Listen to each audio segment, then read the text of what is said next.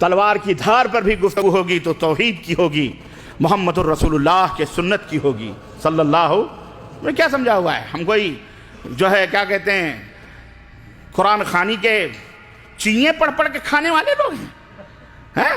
چنے پڑھ پڑھ کر کے بھون بھون کر کے ستو باندھ باندھ کے مسجدوں میں کھا کے ڈکارے لینے والے ہیں؟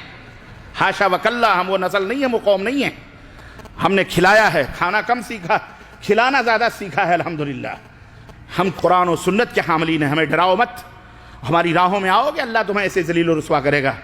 ہمیں چاہیے اے مسلمانوں، اے نوجوانوں، آج کا میرا جو درس ہے تعلق مع اللہ، اللہ سے اپنے رشتے مضبوط کر لو، انشاءاللہ دنیا سے بے نیاز ہو جاؤ، اللہ تبارک و تعالیٰ تمہیں ہر قسم کی دولتوں سے مالا مال فرما دے گا انشاءاللہ تبارک و تعالیٰ۔ سنو، اور یہی میں یہ صرف زبانی نہیں، یہ اللہ اور اس کے رسول کے فرمودات ہیں، اور اللہ اور اس کے رسول نے یہ تمام سب باتیں بیان فرمائی۔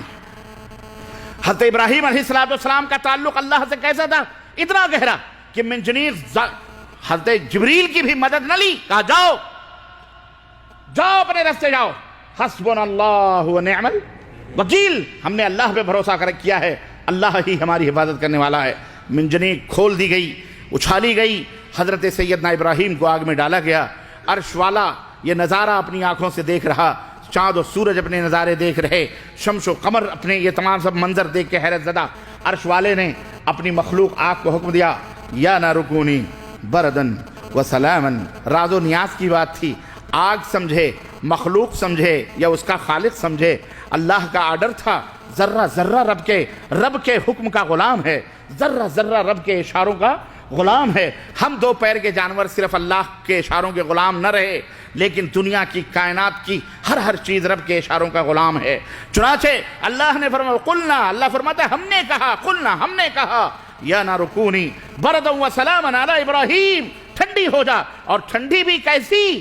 میرے ابراہیم کو کبھی چھینک تک نہ آئے، زیادہ سردی نہ لگے، بردن و سلامن، سلامتی کے ساتھ، علی ابراہیم، ابراہیم پر ٹھنڈی ہو جا۔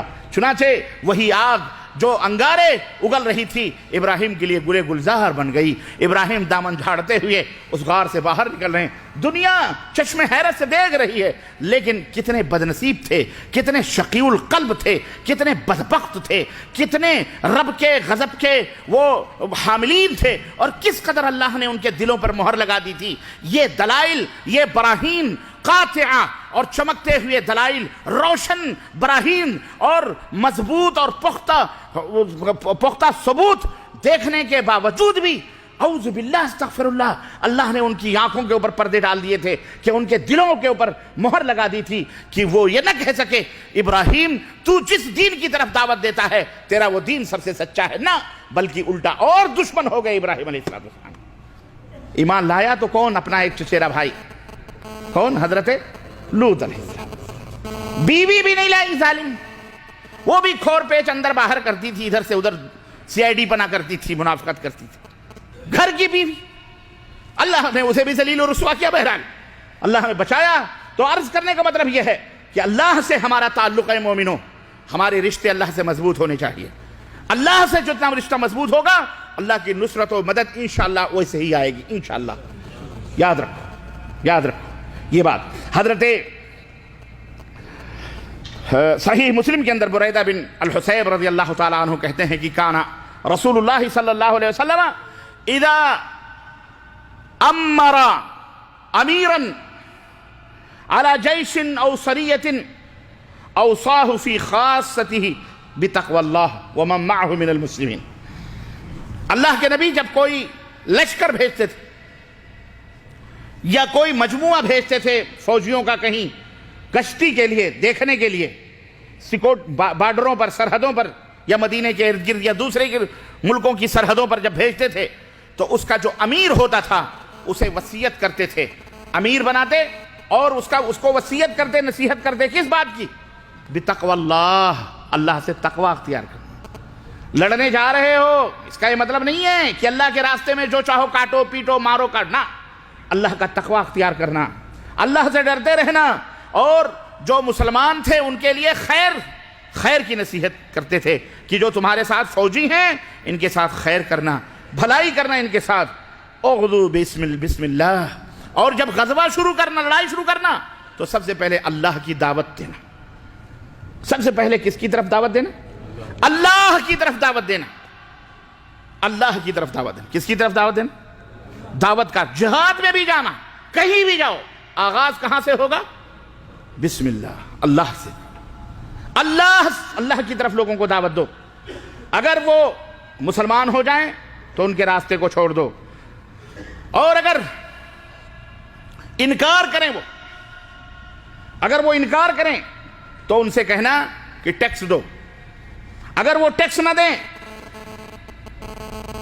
اگر ٹیکس دیں تو قبول کر لو، اور اگر ٹیکس نہ دیں تو پھر اللہ کے رسول صلی اللہ علیہ وسلم فاستعن باللہ وقاتلہم، پھر اللہ سے مدد طلب کرو اور ان سے جہاد شروع کرو. 3 اسٹیپ دیا گیا ہے. عرض کرنے کا مطلب اس میں بھی جہاد ہے، لڑائی ہے. ہتھیاروں پر بھروسہ کرنے کا حکم نہیں دیا جا رہا. تمہاری تلواریں اتنی مضبوط ہونی چاہیے، تمہارے تیر اتنے مضبوط ہونے چاہیے، تمہارا نشانہ اتنا مضبوط ہونا چاہیے، تمہارے گھوڑے اتنے مضبوط ہونے چاہیے، تمہارے جسم اتنے قوی ہونے چاہیے. وہاں جانا تو ایسا کرنا، ویسا کرنا، یہاں بیٹھنا، وہاں گھات لگا لینا، فلانے کو فلانے. اللہ کے نبی یہ سب کس بات کی نصیحت کر رہے ہیں؟ کس بات کی نصیحت کر رہے ہیں؟ ہاں؟ تقویٰ کی، اللہ کے خوف کی، اللہ سے مدد طلب کرنے کی، اللہ سے تقویٰ اختیار کرنے کی. کیوں؟ اس لیے کہ پیارے حبیب حضرت محمد الرسول اللہ صلی اللہ علیہ وسلم جانتے تھے کہ تقویٰ ایک ایسی تلوار ہے، تقویٰ ایک ایسا بم ہے، تقویٰ ایک ایسا یوں سمجھئے ٹینک ہے، تقویٰ ایک ایسا جہاز ہے جس کا مقابلہ دنیا کی کوئی ہتھیار نہیں کر سکتا. کوئی ہتھیار دنیا کا نہیں کر سکتا ہے. مومنو تقویٰ اختیار کرو، مومنو اللہ پر توکل کرو، مومنو اللہ پہ بھروسہ کرو. انشاءاللہ اسی میدان بدر میں ہم نے دیکھا، تاریخ نے بتلایا کہ حضرت عکاشہ ابن محصن رضی اللہ تعالیٰ عنہ لڑتے لڑتے تلوار 2 ٹکڑے ہو گئی، ٹوٹ گئی. کافروں سے لڑتے لڑتے دوڑے دوڑے نبی کی جھوپڑی میں آئے، اور نبی کائنات اللہ سے دعا میں مشغول تھے. کہنے لگے اللہ کے نبی، تلوار ٹوٹ گئی، اب نہتھا ہوں، ہتھیار نہیں ہے. نبی کائنات نے کھجور کی ٹہنی کھینچی اور کہا عکاشہ لے جاؤ اور اس سے جہاد کرو. عکاشہ کہتے ہیں رب کعبہ کی قسم ہے، جب میں میدان بدر میں وہ رسول اللہ صلی اللہ علیہ وسلم کی دی ہوئی کھجور کی ٹہنی لے کر کے کودا اور میں نے ایک کافر پر چلائی تو وہ تیز اور ترار تلوار کی شکل اس نے اختیار کر لیا. اللہ نے اس ٹہنی کو کیا بنا دیا؟ تلوار بنا دیا، تلوار بنا دیا. اور برسہا برس، وراثت در وراثت وہ تلوار ان کے پاس موجود تھی جو اللہ. کس نے بنائی وہ تلوار؟ بولو کس نے بنائی وہ تلوار؟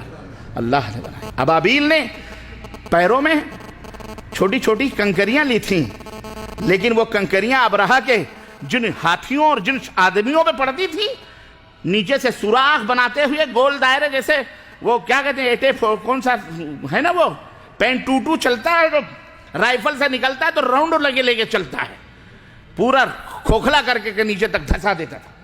یہ چھوٹی چھوٹی کنکریاں. میرے عزیزو اللہ پہ بھروسہ کرو، اللہ پہ بھروسہ کرو. اپنے طاقتوں اپنے بازوؤں پہ بھروسہ نہ کرو، اپنی زبان اپنی تقریر اپنی تحریر پر بھروسہ نہ کرو. تمہاری تحریروں میں قوت عطا کرنے والا، تمہاری ہماری زبانوں میں تاثیر عطا فرمانے والا، تمہارے ہمارے بازوؤں میں قوت عطا کرنے والا، ہمارے کھیتوں میں سبزے اگانے والا، آسمانوں سے بارش برسانے والا، ان میں حلاوت اور مٹھاس اور شیرینی پیدا کرنے والا، ہماری تمہاری دعوتوں میں اخلاص پیدا کرنے والا کون ہے؟ وہ سب عرش والا ہے، عرش والا ہے. اس رسول نے ہمیں یہ تعلیم دی تھی کہ جوتے کی نال بھی اگر تمہیں مانگنی ہے تو تم کسی سے نہ مانگو، اللہ سے مانگو. بیوی مانگنی ہے اللہ سے مانگو، اولاد مانگنی ہے اللہ سے مانگو، صحت مانگنی ہے اللہ سے مانگو. تمہیں جو چاہیے پاک پروردگار کی قسم ہے اللہ سے مانگو، اللہ تمہیں ضرور عطا فرمائے گا. اللہ کے رسول صلی اللہ علیہ وسلم کے سامنے ایک صحابی رسول آئے اور حضرت عثمان بن ابو العاص سقفی کہنے لگے اللہ کے نبی یہاں بڑا درد ہو رہا ہے. ایک جگہ بتائی انہوں نے، کہا بہت درد ہو رہا ہے اور بہت علاج کروایا لیکن وہ درد وہاں سے جا ہی نہیں رہا ہے، پتہ نہیں کیا وجہ ہے. اللہ کے نبی صلی اللہ علیہ وسلم نے کہا ضع یدک علی الذی تألم من جسدک، جہاں تجھے درد ہو رہا ہے وہاں اپنے ہاتھ کو رکھو، وقل اور پڑھو بسم اللہ بسم اللہ بسم اللہ. 3 مرتبہ بسم اللہ بسم اللہ بسم اللہ ثلاثاً وقل 7 مرات، اور 7 مرتبہ کہو اعوذ باللہ وقدرتہ من شر ما اجد وهو حاضر، اعوذ باللہ من قدرتہ، اعوذ باللہ وقدرتہ من شر ما اجد وهو حاضر۔ 7 دفعہ یہ دعا پڑھو، انشاءاللہ تعالیٰ تمہارا یہ درد دور ہو جائے گا۔ یہ حدیث صحیح مسلم کے اندر ہے۔ حضرت ابو العاص الثقفی کہتے ہیں میں نے اللہ کے نبی کے اس فارمولے پر، اس دعا پر عمل کیا، اللہ نے مجھے شفا دے دیا ہے۔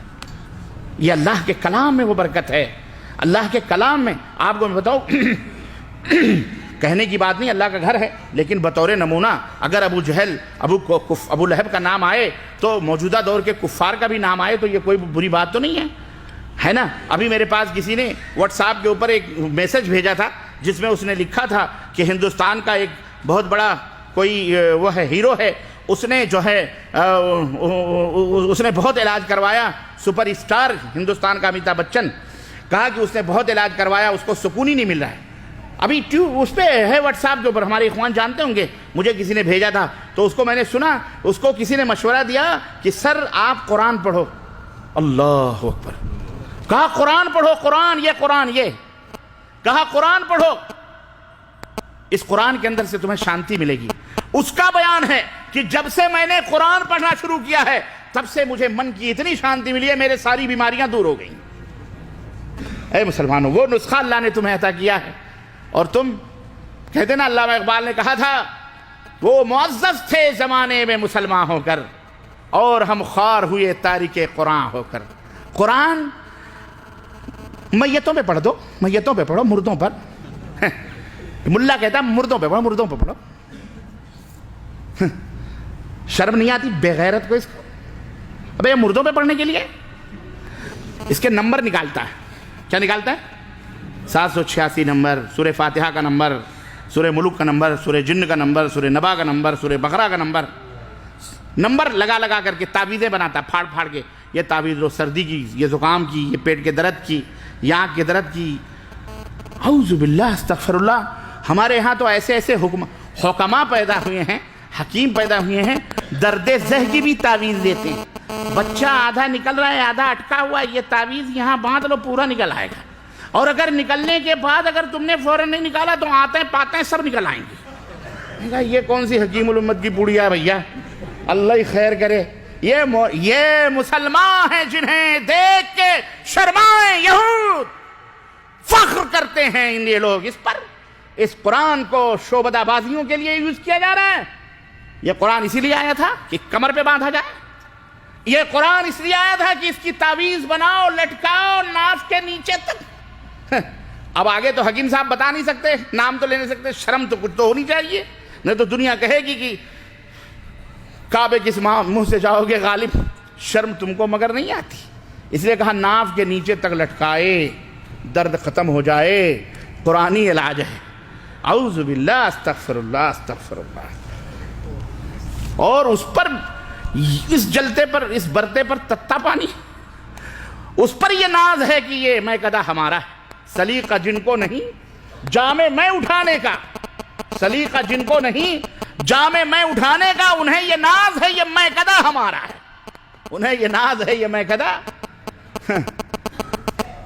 میرے عزیزو، کس کہاں سے کہانی کیا کیا سنائیں، کس کا درد کیا زخم۔ ہاں، 1000 ہجوم غم ہیں، کن کن کو چھوڑیں، کن کن کو پکڑیں اور کن کن کو بیان کریں۔ آئیے چھوڑیے، اس نے قرآن پڑھنا شروع کیا۔ ایک غیر مسلم ہاسپٹل کے اندر وہ کہتا ہے کہ مجھے شانتی ملی، اور یہی نہیں، اس نے دنیا والوں کو کہا کہ اے دنیا کے لوگوں، اگر من کی شانتی چاہتے ہو تو قرآن پڑھو، قرآن پڑھو، اس قرآن سے رشتے کو مضبوط بناؤ۔ قرآن دن میں چاہے 1 آیت سے ہی 2 آیت سے ہی 1 صفحہ، لیکن ہمیشہ پڑھا۔ انشاءاللہ بولو پڑھو گے انشاءاللہ۔